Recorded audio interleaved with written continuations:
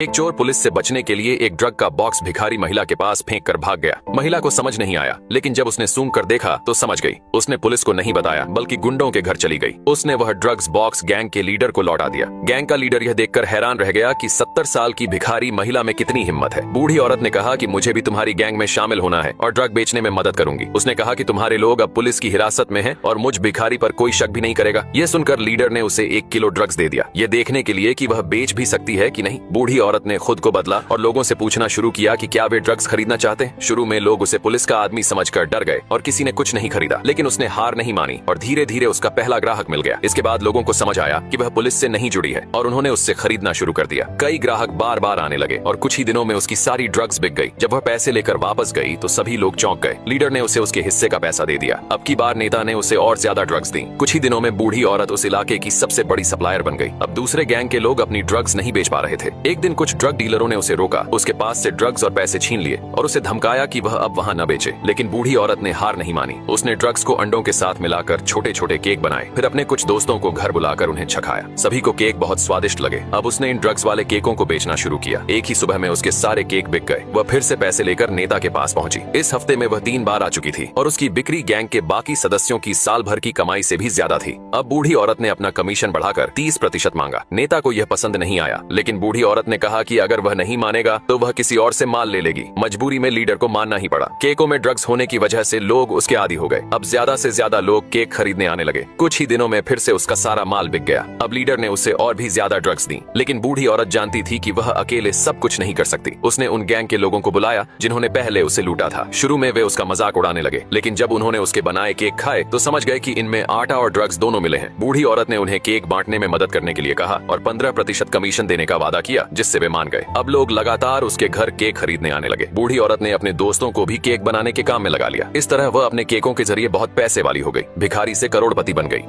एक लड़की ने सोने जैसे चमकदार मोतियों का एक पूरा डिब्बा लिया। उसने पूरी रात मेहनत की, उन मोतियों से एक शानदार जबरदस्त ड्रेस बनाई। अगली सुबह उस मोतियों से जड़ी ड्रेस को देखा तो सब हैरान रह गए, यहाँ तक कि उसकी बॉस जो एक डिजाइनर की मास्टर थी वो भी दंग रह गई। बॉस उस ड्रेस को अपना बताने लगी, लेकिन यही तो लूसी की चाल थी, क्योंकि उसी ड्रेस में उसने अपनी बॉस एनी को हराने का राज छुपा रखा था। शाम को कंपनी के नए फैशन शो में एक बाइक रेड कारपेट पर आकर रुकी। धुएं से घिरी बाइक से लूसी एक नए रूप में बाहर निकली। सोने और काले रंग की ड्रेस सबका ध्यान अपनी ओर खींच रही थी। सबकी नजरें अब बॉस से हटकर लूसी पर थीं। तभी लूसी के साथी ने सारे लाइट्स बंद कर दिए। एक बड़ी इमारत पर लिंडा नाम प्रोजेक्ट हुआ। लोगों के बीच से वह स्टाइल में निकल गई। अब लिंडा फैशन की दुनिया में एक रहस्यमय और चर्चित नाम बन गया। कुछ दिन बाद लंदन में एक और इवेंट हुआ। इस बार जैसे ही एनी अपनी कार से निकलने वाली थी, दरवाजा खुला ही नहीं, वो सील था। तभी लिंडा एक लंबी ड्रेस में सामने आई और एनी की कार पर चढ़ गई। उसकी ड्रेस ने पूरी कार को ढक दिया। काले और लाल गुलाबों से सजी वो रॉयल ड्रेस फिर से सबकी नजरें चुरा ले गई। अगले दिन हर अखबार और न्यूज चैनल पर लिंडा की चर्चा थी, लेकिन एनी अपने पद को कोई चुनौती देना नहीं चाहती थी। उसने तुरंत इस लिंडा के बारे में जानकारी इकट्ठा करने को कहा, लेकिन पुलिस भी उसका कोई सुराग नहीं ढूंढ पाई। उधर लूसी जो अब भी कंपनी में काम कर रही थी, अगली ड्रेस डिजाइन करने में जुटी थी। उसे नहीं पता था कि अब एनी को शक हो चुका है। एनी ने उससे पूछा कि वो खुद को क्यों रोक रही है। लूसी ने कहा कि वो सिर्फ अपने खाली समय में कुछ एक्सपेरिमेंट कर रही है। एनी ने कहा, यहाँ कोई निजी समय नहीं होता। अगले फैशन शो में एनी खुद लिंडा की डिजाइन की हुई ड्रेस पहनकर आई। तभी एक कचरे वाली गाड़ी वहाँ आकर रुकी और उसमें से ढेर सारे पुराने कपड़े गिरे। उनमें से लिंडा फिर से एक नए अंदाज में निकली और जब वो कचरे की गाड़ी पर खड़ी हुई तो वो कपड़े असल में एक 15 मीटर लंबी शानदार ड्रेस निकली। लोग तस्वीरें खींचने दौड़ पड़े और फैशन शो की मेजबान एनी गुस्से से कांपने लगी। अब फैशन हाउस की बिक्री गिरने लगी। एनी ने वकीलों से कहा कि लिंडा को जेल भेजो, लेकिन कोई ऐसा कानून नहीं था जिससे उसे पकड़ा जा सके। अब एनी की आखिरी उम्मीद थी साल का सबसे बड़ा फैशन शो, जिसमें वो वही सुनहरी ड्रेस पहनकर अपनी पहचान फिर से बना सकती थी। उधर लिंडा ने अपने साथी को फैशन हाउस में भेजा और जानबूझकर कुछ सबूत छोड़ दिए ताकि एनी को लगे कि कोई ड्रेस चुराना चाहता है। एनी ने तुरंत सभी ड्रेस एक तिजोरी में बंद कर दी। यही तो लिंडा चाहती थी। फैशन शो वाले दिन जब तिजोरी खोली गई तो उसमें से सैकड़ों कीड़े निकल आए। सारी ड्रेस बर्बाद हो चुकी थी और दर्शक डर के मारे भागने लगे।